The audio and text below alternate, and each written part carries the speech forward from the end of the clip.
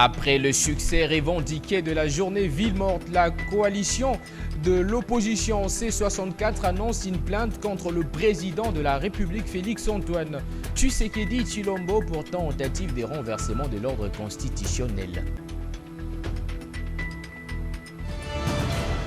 Accueil temporaire de migrants en provenance des USA. Déjà la moitié des 15 ressortissants de pays tiers hébergés depuis avril ont quitté le territoire pour regagner leur pays d'origine.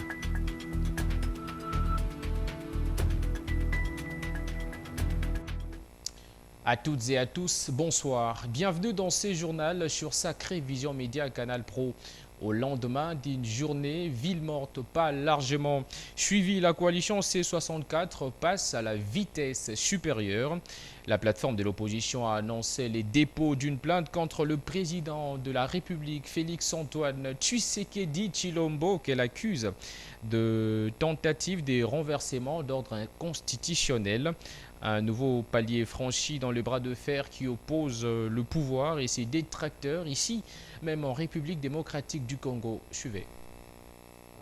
Au terme de ce nouveau calendrier qui va commencer à partir de la semaine prochaine, le C64 va déposer une plainte contre M. Tshisekedi et ses complices pour tentative de renversement de l'ordre constitutionnel établi dans notre pays, parce que ceci est un crime imprescriptible contre la nation, un crime de haute trahison contre le pays et une forfaiture contre son propre serment constitutionnel. Nous en appelons donc au peuple congolais d'accompagner cette action citoyenne, républicaine et de l'état de droit de la plainte qui sera déposée contre M. Tshisekedi et ses complices pour tentative de renversement de l'ordre constitutionnel. Cette plainte sera déposée donc le 9 de la semaine prochaine et donc nous appelons à ce que le Congolais puisse se mobiliser. L'opinion nationale et internationale porte attention à ce qui va se dérouler en cette date. Dans une déclaration lue devant la presse, en réaction à l'annonce du C64 contre le président Félix-Antoine Tshisekedi Tshilombo, le député national Peter Kazadi, cadre de l'Union sacrée, considère cette annonce comme une opération de visibilité pour démontrer à l'opinion publique qu'il existe une opposition en République démocratique du Congo. Pour cet élu du peuple, il n'y a aucune base solide pour étayer l'existence de cette plainte. Du moment où le président Tshisekedi n'a aucunement violé la constitution de la République démocratique du Congo, on l'écoute ici au téléphone, joint par nos confrères de Top Congo FM. Fondement juridique. Ils savent qu'ils n'ont pas un fondement juridique pour entreprendre une telle action du moment où le président Félix Tshisekedi n'a nullement violé la Constitution. J'espère bien qu'ils vont indiquer lesquelles des dispositions de la Constitution sont à ce jour violées. Donc, pour moi, je considère ça comme une opération de visibilité pour montrer qu'il y a une opposition qui existe, mais qui n'a pas de base solide pour étayer leur existence. Le président n'a pas dit qu'il fera le 3e mandat. Le mandat du président se termine en 2028. Si, à l'issue de la réflexion qui va être entreprise, la population, à travers un référendum qui est d'ailleurs constitutionnel, lui demander de prendre un nouveau mandat sur base d'une nouvelle constitution qui sera adoptée, il va l'accepter parce qu'il s'agit d'un homme d'État qui accepte de prendre la charge publique pour sauver une nation en danger. Cela n'est pas une infraction à la Constitution. Donc, ils sont en train d'intoxiquer la population pour se faire voir et exister. Ils ont programmé un sit-in au Palais du Peuple pour exiger le retrait de la proposition de loi référendaire. J'estime que c'est leur droit d'exprimer leur opinion, mais dans le respect des lois de la République. Mais seulement, il faut retenir que le Palais du Peuple, de par son règlement intérieur, c'est un endroit neutre. Ce n'est pas un endroit où on peut aller organiser des manifestations politiques. Ils doivent choisir de bons endroits pour s'exprimer. C'est aussi ça l'état des droits. Dans un autre registre, des milliers de personnes issues des différentes confessions religieuses et couches sociales ont pris part ce vendredi 5 juin à Kinshasa à une marche des sensibilisations organisée par la coalition citoyenne pour la nation. Tenue à l'esplanade du stade de Martyrs, cette manifestation a été marquée par des appels à une plus grande participation citoyenne. Le détail dans cet élément. Il s'est tenu ce vendredi 5 juin une marche des sensibilisations organisée par la coalition citoyenne pour la nation, coordonnée par l'archevêque Ejiba Yamapia. Initialement prévue au Palais du Peuple, puis délocalisée à la dernière minute, cette grande manifestation qui a réuni plusieurs confessions religieuses ainsi que diverses couches de la population s'est finalement déroulée à l'esplanade du stade de Martyrs de Kinshasa. Dans son intervention, Sa Majesté Diffiné a expliqué les principales raisons ayant conduit les organisateurs à tenir cette activité au stade de Martyrs. Stade de Martyrs, place de Pentecôte, et Sikaoyo, pendaison et Salimaka. De son côté, l'archevêque Ejiba Yamapia a dans son allocution souligné le bien fondé de cette rencontre citoyenne. Tous, nous disons la communauté nationale, la communauté internationale, nous, représentants du peuple, dans la société appelée société civile citoyenne, à cause de tout ce qu'il y a comme discussion. Les uns disent pas de changement, pas de révision. Les autres disent il faut réviser, il faut changer. Mais nous, le peuple, nous disons nous sommes les souverains. En tant que souverains, nous avons lancé l'appel au chef de l'État, l'appel au président de la République en disant nous voulons qu'il puisse faire appel au référendum. Parce que le référendum est reconnu par la Constitution. Notons que la coalition citoyenne pour la nation milite en faveur de l'organisation d'un référendum en République démocratique du Congo, estimant qu'il s'agit d'un mécanisme permettant au peuple congolais d'exercer pleinement sa souveraineté et de faire entendre sa volonté sur les questions d'intérêt national.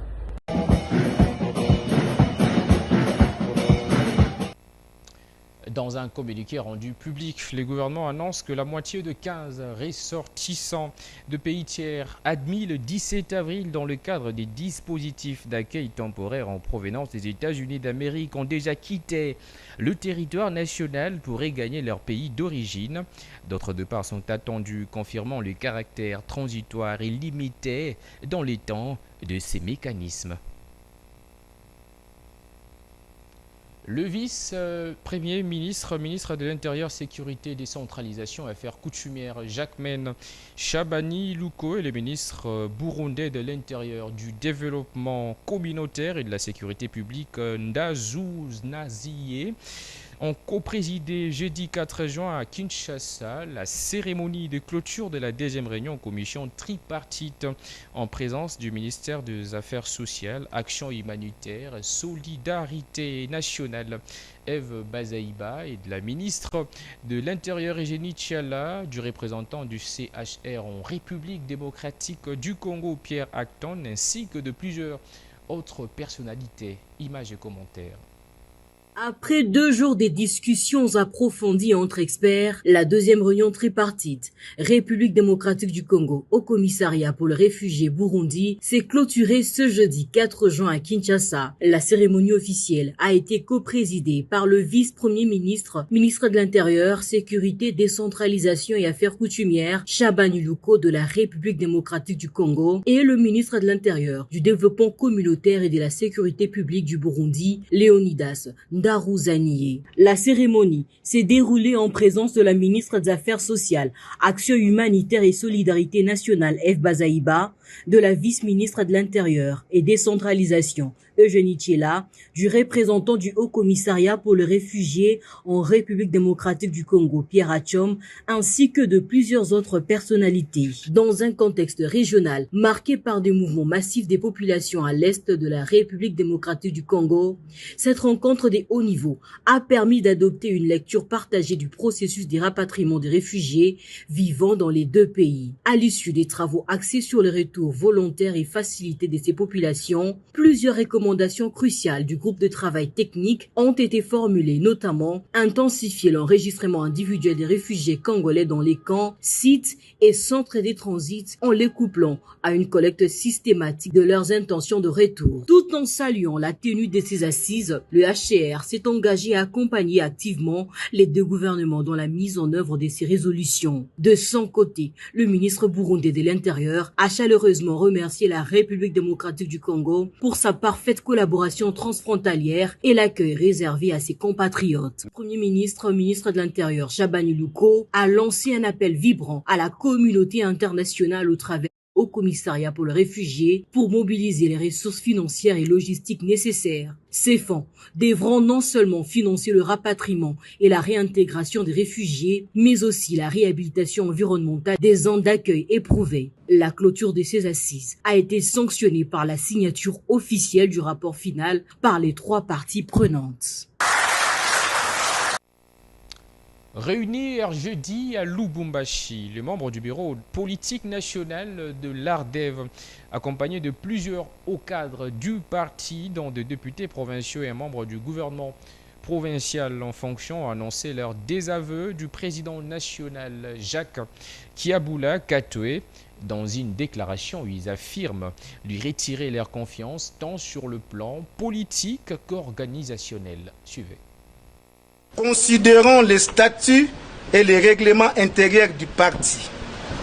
Régissant la discipline et le fonctionnement des normes du président national, M. Jacques Kiaboula Katoué, qui s'écarte des idéaux et de la vision fondatrice de notre parti.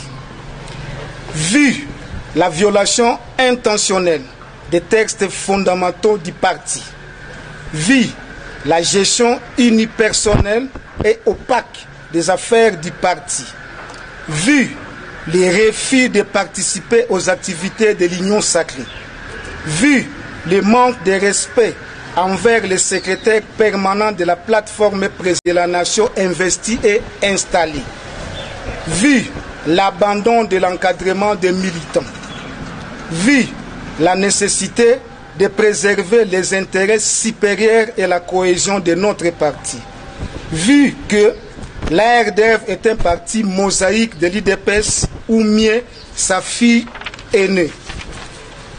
Entendu que la situation sécuritaire pour laquelle le président du parti a été rappelé à Kinshasa par la hiérarchie n'est pas encore élucidée par les autorités nationales, chose qui les met dans l'incapacité de diriger le parti, comme évoqué par lui-même dans sa lettre de démission à la tête de la province.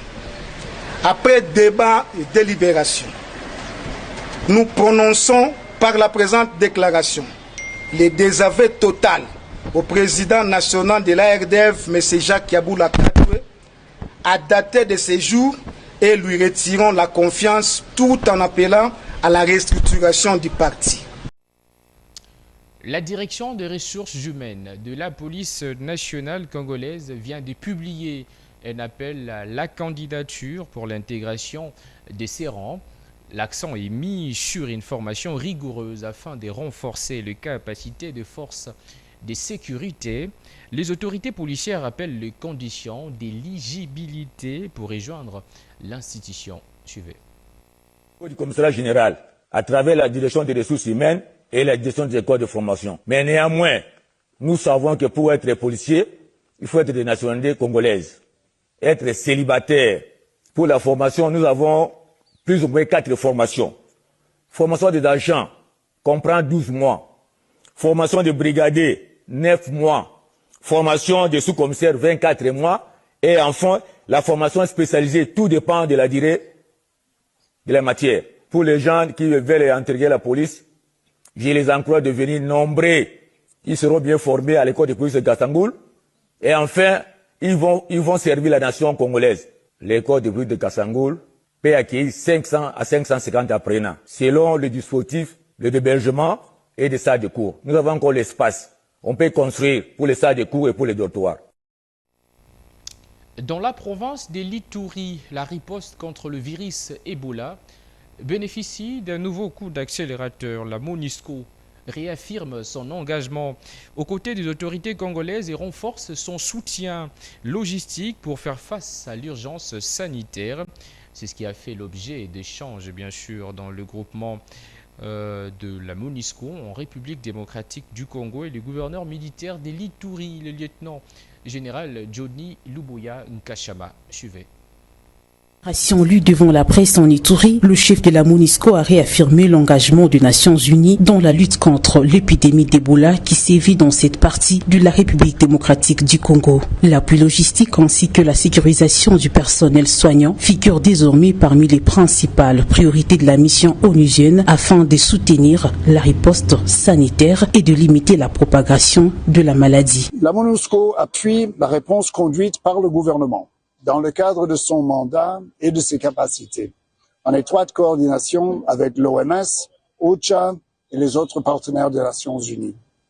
Notre rôle est celui d'un facilitateur opérationnel, notamment en appuyant la logistique, la mobilité et l'accès des équipes de riposte, ainsi que l'acheminement des fournitures et équipements médicaux, en particulier dans les zones où l'insécurité et l'éloignement créent des défis supplémentaires. La MONUSCO travaille en étroite collaboration avec les FARDC, aussi bien sur le plan sécuritaire que dans le cadre de l'urgence sanitaire décrétée en Ituri. C'est ce qu'a assuré le gouverneur de la province, le lieutenant général Luboya Nkashama Johnny. Dans les zones difficiles, je rentre, je reparle encore de Boulé.